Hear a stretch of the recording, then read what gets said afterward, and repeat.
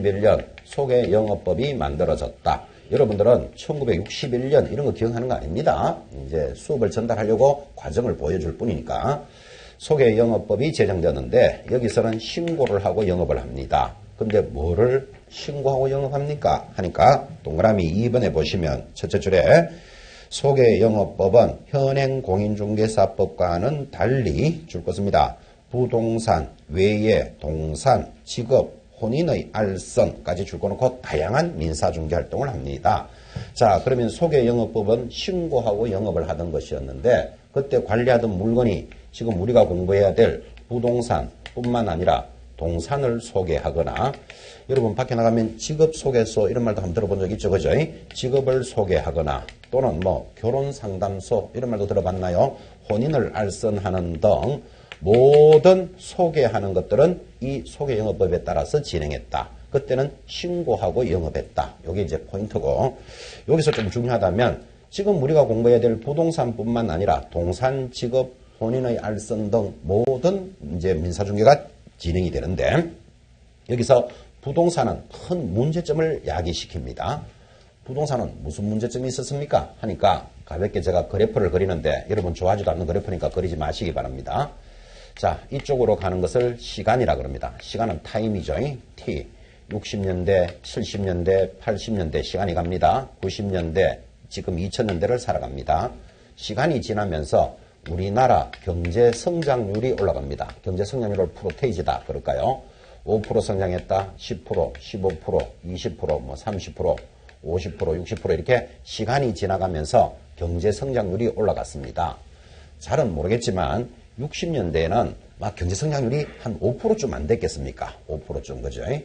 지금 이제 연말에 그 뭐 여러 가지 이제 그 자료들이 지나가는데 보니까 60년도에 우리나라 국민소득이 85불이었다 그럽니다. 85 헷갈리니까 100불이라고 잡고 지금 2015년에는 약 3만 불에 가깝게 와 있습니다. 그러면 국민소득만 따지더라도 100불 대 3만 불이면 거의 3,000배가 늘어났잖아요. 물론 뭐 인플레도 좀 됐겠지만 자 그런 식으로 세월이 흘러가면서 60년도, 70년도, 80년도 세월이 흘러가면서 경제 성장률이 올라가는데 우리나라 경제 성장률의 그래프가 이렇게 가는 것이 아니고 우리나라는 고도 성장기를 겪었다. 이런 말 들어보셨죠? 그러니까 그래프로 그리면 이렇게 올라갔다. 이런 뜻이에요. 지금은 이제 이렇게 가겠죠. 이렇게 하는데. 그러니까 60년대, 70년대, 80년대, 90년대를 지나면서 거의 10년 단위로 100%씩 신장합니다. 100%씩. 그 300%가 이제 신장되는데 제가 기억하기에도 70년대 우리나라 그 경제 성장률이 매년 15%씩 성장을 합니다. 매년 15%. 그럼 10년이면 150%, 20년이면 300%잖아요. 그지? 그래프가 이렇게 간다고요. 자, 이렇게 고도로 성장을 하게 되면 어떤 현상이 벌어지는가 하면 버려진 땅이 개발이 됩니다. 여러분들 다 경험치입니다. 아주 한적하고 시골스럽던 버려진 땅에 공장을 만들고 공장을 만들려면 도로를 닦아야 되겠죠. 그럼 공장을 지으면 또 근로자들이 살아야 될 아파트촌도 만들어야 돼. 학교도 지어야 돼. 식당도 만들어. 이렇게 급격하게 신도시 등이 개발이 막 됩니다. 그러니까 국토의 개발이 경제 성장률에 따라서 급격하게 개발이 되니까 사람들이 가만히 보니까 그죠? 1년 동안 일해서 벌어들이는 수입보다 땅 한 번, 집 한 번 잘 사는 게 훨씬 낫다를 이제 그때부터 배우기 시작합니다. 그래서 사람들이 일할 생각은 안 하고 전부 산으로 돌로 땅 보러 다니고 집 보러 다닙니다.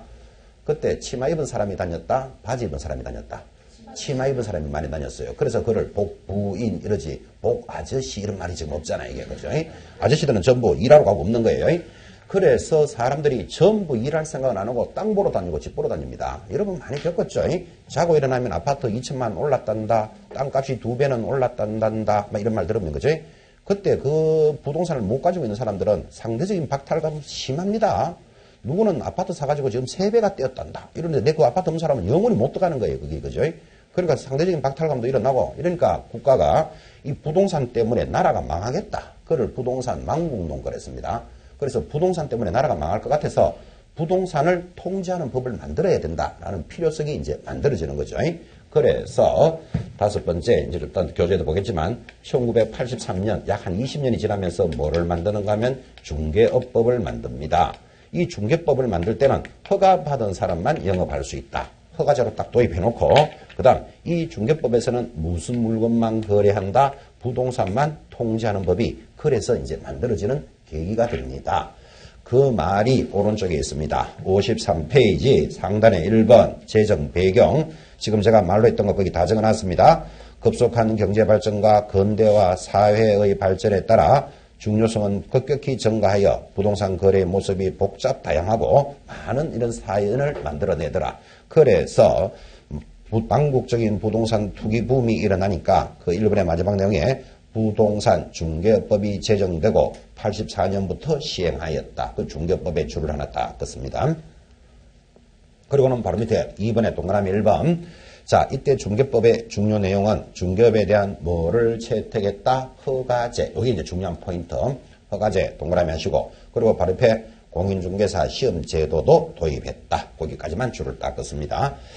그래서 이제 이런 부동산에 관한 많은 문제점이 발생하니까 부동산을 관리하기 위한 중개업법을 만들었고, 이 중개법에서는 부동산만 통제하는데 이제 부동산을 관리할 수 있는 자격증이 있어야 되겠다. 그래서 무슨 제도도 도입했다? 공인중개사 시험도 도입을 했습니다.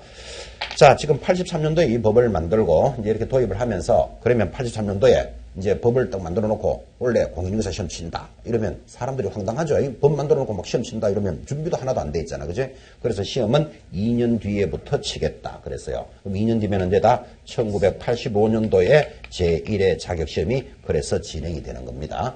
그래서 여러분 보다시피 1회 시험이 언제 있었다고요? 85년도에 있었어요. 지금 26회 시험이 막 지나갔는 게 2015년에 지나갔잖아요. 원래는 2016년이니까.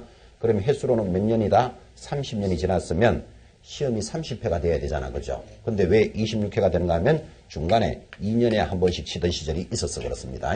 그래서 횟수로는 30년이 지났고 시험 횟수는 지금 이제 몇 회를 준비한다? 27회를 준비합니다. 이제 소토리가 그렇죠. 자, 이랬던 중개업법이 이제 또 한장 넘어가면 그게 중요한 개정사항 하여 쭉 나오는데, 자, 여러분 이 법이 만들어진 지가 83년에 만들어졌다 그랬잖아. 그죠? 그러면 지금 83년에 태어났는 아기는 지금 벌써 30 몇 살이 됐습니다. 그러면 태어날 때 입었던 옷을 그대로 입을 수는 없겠죠. 그래서 아기가 자라면서 옷을 바꿔 입어야 되는데 바꿔 입는 것을 법을 개정한다 그래요.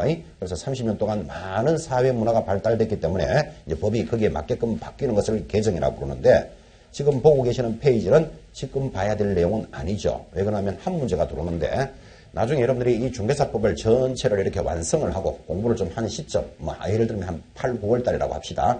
완성이 되었는 그 시점쯤 가면 이런 문제를 만납니다.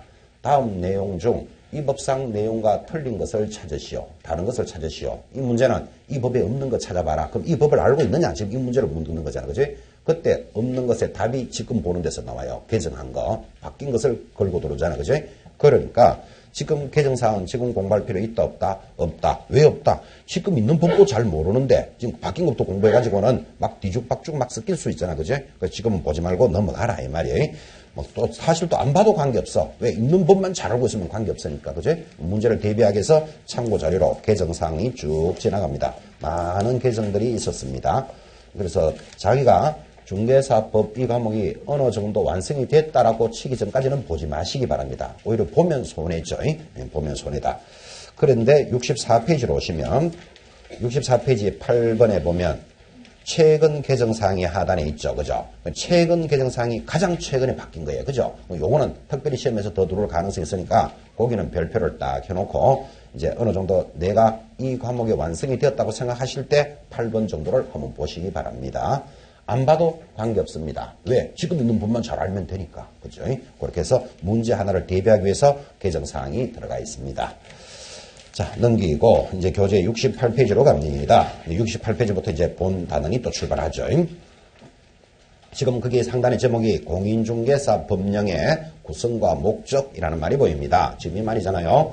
자, 83년도에 중개사법을 만들어가지고 허가제로 도입을 했던 것이 많은 세월에 따라서 법이 개정이 되었는데 지금은 개정이 되어서 무슨 법이라고 부른다? 공인중개사법 이렇게 불러요. 이게 이제 역사적인 모습이고 지금부터 우리는 무슨 과목을 공부한다? 공인중개사법을 공부하는 거예요. 그죠? 그래서 큰 스토리들이 이렇게 진행이 되었으면 자, 68페이지 이제 이 법의 구성부터 출발을 합니다.